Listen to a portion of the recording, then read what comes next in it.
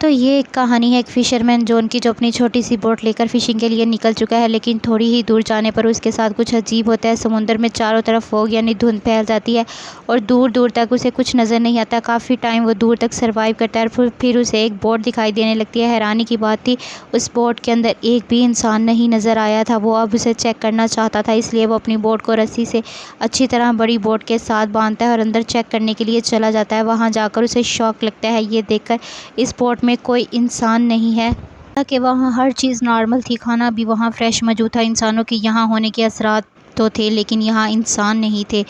अब John boat start करने की कोशिश करता है, लेकिन उसे पता चलता है कि बोट का इंजन ख़राब है। इसे हैरानी होती है कि इतनी बड़ी बोट इतने बड़े समुंदर में अकेले दूरबीन लिए वो आसपास इन्वेस्टिगेशन करने की कोशिश करता है कि शायद उस बोट के मालिक यहीं कहीं करीब ही हो और छोटी बोट पर फिशिंग करने गए हों, लेकिन धुंध इतनी ज़्यादा थी कि कुछ इसे नज़र नहीं। और अब जॉन वापस कंट्रोल रूम में जाता है। वहाँ उसे मैसेंजर रेडियो ऑन करके हेडक्वार्टर में मैसेज देता है कि ये एक बोट यहाँ समुद्र में फंसी हुई है, अगर कोई मुझे सुन रहा है तो प्लीज़ मुझे जवाब दे। ये सब करने के बाद उसने फैसला कर लिया था कि अब वो अपनी ही बोट में जाएगा, और जैसे ही वो ऊपर आया तो ये देखकर हैरान हो गया कि उसकी बोट वहाँ से गायब हो चुकी थी।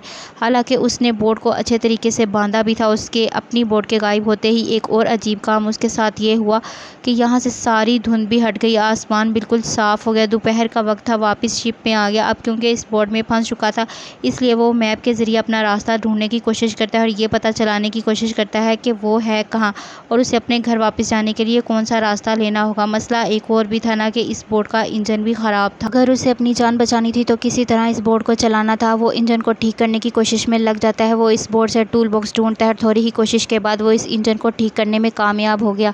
ये इसके लिए बहुत बड़ी अचीवमेंट थी। अब बोट काम कर रही थी, अब वो इस बोट को कहीं भी ले जा सकता था, लेकिन रास्ता कुछ समझ आए तो इसलिए वो दोबारा कंट्रोल रूम में कांटेक्ट करता है, लेकिन कोई भी उसे जवाब नहीं देता। फिर बेचारा दोबारा ऊपर आ जाता है और ऊपर आते ही उसे वॉशरूम जाने की ज़रूरत पड़ जाती है। कोई देख तो रहा नहीं था, नीचे जाने की बजाय वो समुंदर में ही करने को डिसाइड करता है, लेकिन तभी अचानक कोई पीछे से धक्का दे चुका था, जिसकी वजह से वो गिर गया। वो पानी में डूब सकता था, लेकिन रीलिंग को पकड़कर उसने बड़ी मुश्किल से अपनी जान बचाई। हवा का प्रेशर भी इतना तेज़ था कि उसे वापस आना भी मुश्किल हो गया। अभी वो डूब ही जाता, लेकिन वो हिम्मत नहीं हारता। रीलिंग को पकड़ते पकड़ते वो इस बोट में वापस आ जाता है। इस सारे चक्कर में इसका काम नहीं हो पाया था, इसलिए वो नीचे आके टॉयलेट गया, जहाँ आकर उसने ज़ोर से इसका दरवाज़ा किसी ने बंद कर दिया। जॉन ने इस पर ज़्यादा ध्यान नहीं दिया, क्योंकि उसे लगा था शायद हवा का प्रेशर की वजह से ऐसा हुआ हो। जैसे ही वो फारिग हुआ होकर पीछे मुड़ा तो दरवाज़ा लॉक था, वो भी बाहर से। अब वो इस दरवाजे को हर जगह से खोलने की कोशिश करता है, अपनी पॉकेट से एक कॉइन निकाल कर खोलने की भी कोशिश करता है, लेकिन ये चीज़ कामयाब नहीं। उसका दिमाग ख़राब होता जा रहा था। उसे लगने लगा कि कोई शिप में है जो इसके साथ एक गंदी खेल खेल रहा है, उसे टॉर्चर कर रहा है। वो ज़ोर ज़ोर से चिल्लाने लगा, प्लीज़ जो भी हो खोल दो ये दरवाज़ा, मैं यहाँ से किसी की चोरी के मकसद नहीं आया था, यकीन करो मैं तो चेक करने आया था। इसका इतना सब कुछ कहने के बावजूद किसी ने भी उसकी बात का कोई जवाब नहीं दिया। उसे जो भी करना था खुद ही करना था। वो अपने कैबिन खोलता है तो ये शॉकिंग चीज़ ये दिखाई देती है कि कैबिन के अंदर खून लगा था। तो ये डरा देने वाली बात थी, लेकिन ये ध्यान नहीं करता। वो यहाँ से कैंची निकालकर दोबारा दरवाज़ा खोलने की कोशिश करता है और एक और मर्तबा नाकाम हो जाता है। अब ये बोट भी लगातार चल रही थी। अचानक से उसे विंडो दिखाई देती है। उस विंडो से निकलकर वो आसपास देखता है। दूर से उसे एक कार्गो शिप आती दिखाई देती है। उसने देखा कि कार्गो शिप डायरेक्शन बिल्कुल उसी की शिप की तरफ है। अगर वो कार्गो शिप यहाँ आई तो इसकी शिप तबाह हो जाएगी, वो मर जाएगा। अपनी जान बचाने के लिए कार्गो शिप को कोई सिग्नल देना चाहता था, पर कैसे देता, वो फंसा हुआ था। यहाँ पर अपनी शर्ट निकालकर कार्गो शिप को सिग्नल देता है, लेकिन कोई भी कार्गो शिप का इंसान इसको देख नहीं पाया। लेकिन अब उसे किसी तरह अपनी जान बचानी थी। वो अपनी इस शिप को रोक रहा था, वरना कार्गो शिप इसे तबाह कर देती। तभी इसे विंडो के ऊपर एक रस्सी दिखाई देती है। इसे आइडिया आता है क्यों ना वो इस रस्सी के ज़रिए शिप को रोक सके। वो अब इस रस्सी को बांध बूंद के बाहर फेंकता है ताकि बोट रुक सके, लेकिन यहाँ उसे और बुरा हो गया। वो रस्सी उसकी शिप फैन के साथ लिपटकर बाथरूम के अंदर से वो रस्सी उसके गले के अंदर अटक गई। अब उसका गला घुट रहा था। अब वो मर जाता, लेकिन बड़ी मुश्किल से रस्सी को टूल के ज़रिए इस रस्सी से अपनी गर्दन छुड़वाता है। गर्दन पूरी तरह लाल हो गई थी, वो मरने ही वाला था, लेकिन बच गया। रस्सी के फैन पे लिपटने की वजह से ये शिप तो रुक गई, लेकिन ये फिर भी काफ़ी नहीं था। कार्गो शिप फिर भी इसकी शिप से टकरा जाती है, जिसकी वजह से उसकी शिप को बहुत बुरा झटका लगता है। वो यहाँ गिरकर बेहोश हो जाता है।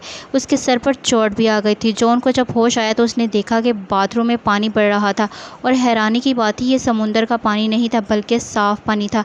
यानी कोई तो था जो उसे डराने की, मारने की कोशिश कर रहा था। वो एक दफ़ा और मदद मांगता है, प्लीज़ जो भी हो मुझे छोड़ दो, लेकिन कोई उसकी सुन ही नहीं रहा था। उसे भूख और प्यास भी लगी थी, उसकी ताकत भी कम हो गई थी। पानी पीने के लिए वो वॉशरूम का ही शॉवर यूज़ करता है तो देखता है कि पानी ख़त्म हो चुका था। जब वो पानी पीने लगता है तो इसे लगा अब ये पानी तो नमकीन था, ये समुंदर का पानी था। अब वो जान गया कि इसकी बोट के अंदर कोई होल हो गया, कोई सुराख हो गया जिससे समुंदर का पानी बोट के अंदर आ रहा है और जल्द ये बोट डूब जाएगी। वो दोबारा कोशिश करता है उस दरवाजे को खोलने की, लेकिन ऐसा लग रहा था किसी ने दरवाज़ा बाहर से बंद किया हुआ है। रात भी हो चुकी थी और जब बोट के ऊपर का सीन दिखता है तो पता चलता है इस बोट को कोई चला रहा था जो इनविजिबल है, नज़र नहीं आ रहा। ज़रूर वो कोई इविल क्रिएचर है। पानी भी भर भर के काफ़ी ऊपर आ गया था। इस और सदमे में जॉन को नींद भी आ गई थी। रात का कोई समुद्र में तूफ़ान आ गया। तूफ़ान की वजह से बोट का भी बहुत नुकसान हुआ और जॉन को भी बहुत चोट आई।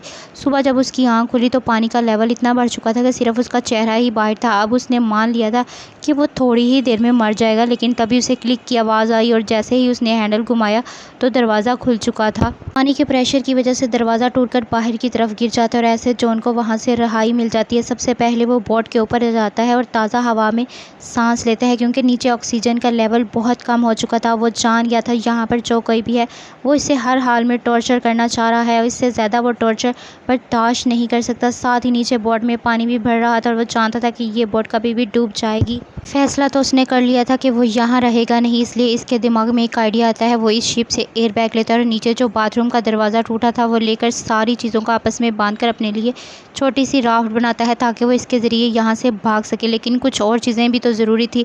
वो राफ्ट को चलाता है, जैसे सारी चीज़ों का इंतज़ाम वो इस बोट से करता है, यहाँ तक कि खाने पीने की चीज़ें वो यहीं से लेता है और फिर इस बोट से उतर कर जाता है। फाइनली अब वो अपनी राफ्ट में आ गया, जिसको चलाते चलाते बहुत ही मेहनत से आहिस्ता आगे जा रहा था, लेकिन वो बड़ी बोट उसके सामने ही खड़ी थी। घंटों गुजर जाने के बावजूद अब तक सफ़र तय कर नहीं पाता। वो देखता है कि वो बोट भी वैसे की वैसे खड़ी है, जिसके बाद उसे लग रहा था कि 5 से 10 मिनट तक वो डूब जाएगी। अगर वो अभी तक नहीं डूबी इसका मतलब है वो डूबेगी नहीं। यही सोचते हुए उसके दिमाग में आइडिया आता है कि वो क्यों ना वो जाकर इस बोट की लीकेज सिस्टम को ठीक कर दे, ऐसे में वो भी आराम से इस बोट पर सफ़र कर पाएगा। ये सोचते हुए इस बोट पर वापस आता है। सबसे पहले बोट की लीकेज ठीक करता है और फिर एक पंप बनाता है जिसकी मदद से बोट में मौजूद सारा पानी समुद्र में वापस आ चुका था। लीकेज खत्म करने और पानी निकालने के बाद इस बोट में जितनी भी प्रॉब्लम वो सारी प्रॉब्लम को ठीक करता है और इस बोट को बाहर से भी रिपेयर कर देता है ताकि आगे कोई मसला ना हो। सफ़र में ये सब करने के बाद दोबारा रेडियो के ज़रिए मदद बुलाने की कोशिश करता है, लेकिन इस मरतबा जब उसे कोई जवाब नहीं मिला तो इसके बाद फिर वो बोट के ऊपर आ गया। उसके पास मैप था। वो दोबारा रास्ता ढूंढने की कोशिश करता है और इस बोट को चलाता है और एक और मरतबा ये बोट इसको धोखा कर दे देती है और चलती ही नहीं। बोट बिल्कुल स्टिल हो गई थी, वही पानी में रुक गई थी। ये जानकर उसे और टेंशन में डाल देती है। वो बहुत तंग आ चुका था। इतने में उससे दूर एक और शिप आती हुई दिखाई देती है। वह जल्दी से अपनी जान बचाने के लिए अपनी ही बनाई छोटी राफ्ट के ज़रिए उसे दूसरी शिप पर जाने का फैसला करता है और जैसे ही वो अपनी राफ्ट लेकर निकलता है तो ये शिप खुद ब खुद चल जाती है और इतनी तेज़ी से इसका पीछा करने लगती है कि इसे लग रहा था कि ये शिप इसे कुचल कर मार ही देगी। वो अपनी स्पीड और बढ़ा देता है, लेकिन कोई फ़ायदा नहीं था क्योंकि उससे बड़ी शिप ने अपनी स्पीड और भी तेज़ कर दी थी। इससे पहले कि ये शिप उसे टकरा जाती वो अपनी राफ्ट के ऊपर से जंप कर देता है और तैरते हुए दूसरी बोट तक जाने का डिसाइड करता है। इतने में दूसरी बोट जा चुकी थी और इतने में वो समझ गया बोट पर तो कुछ तो इविल है जो इसके अपने से दूर नहीं करने दे रहा। उसने सोच लिया था कि चाहे वो पानी में मर जाएगा लेकिन बोट में दोबारा वापस नहीं जाएगा। शाम होने तक वो पानी में ही तैरता रहा, लेकिन अब पानी का टेम्परेचर बहुत ज़्यादा गिर गया था। पानी बहुत ज़्यादा ठंडा था और नीचे डॉल्फिन भी थी। अब सर्दी से बचने के लिए वो दोबारा बोट पर आ जाता है। तबीयत उसकी इतनी ख़राब हो गई थी कि उसने कुछ नहीं सोचा, ब्लैंकेट लेकर रूम में सो गया। सुबह में जब उठा तो उसने दोबारा यहाँ से बाहर निकलने का फ़ैसला किया, लेकिन अब उसके रूम का दरवाज़ा बंद हो गया था। वो बुरी तरह फ्रस्ट्रेट हो गया। उसके साथ ये क्या हो रहा था वो समझ ही नहीं पा रहा था। तभी उसे एक यहाँ छोटा सा कैबिन नज़र आता है जहाँ पर उसने देखा कि ऊपर से एक रास्ता है, एक रोशनदान है जिसको खोलकर वो यहाँ से बाहर जा सकता है। अब वो इस कैबिन में चला गया जहाँ जगह बहुत छोटी थी। वो एक स्टोरेज एरिया था। वो स्टोरेज एरिया के ज़रिए जितनी बार भी उसने ऊपर चढ़ने की कोशिश करता है नीचे गिर जाता है। ऐसे उसे कई चोटें आ गई थी, लेकिन उसने हार नहीं मानी और दोबारा ऊपर चढ़कर रोशनदान को खोलने की कोशिश की, लेकिन वो बिल्कुल नाकाम हो चुका था, नहीं खुल पाया। ऐसा लग रहा था जैसे वो सील हो गया हो। इस जगह का ऑक्सीजन लेवल भी कम हो गया था। कैबिन का दरवाज़ा भी नहीं खुल रहा था जिससे वो रूम में वापस चला जाए। बहुत मर्तबा उसने ये बात अब मान ली थी कि वो मर जाएगा ऑक्सीजन की कमी से। उससे पहले कि वो बेहोश हो जाता, दोबारा क्लिक की आवाज़ आती है, कैबिन खुल जाता है।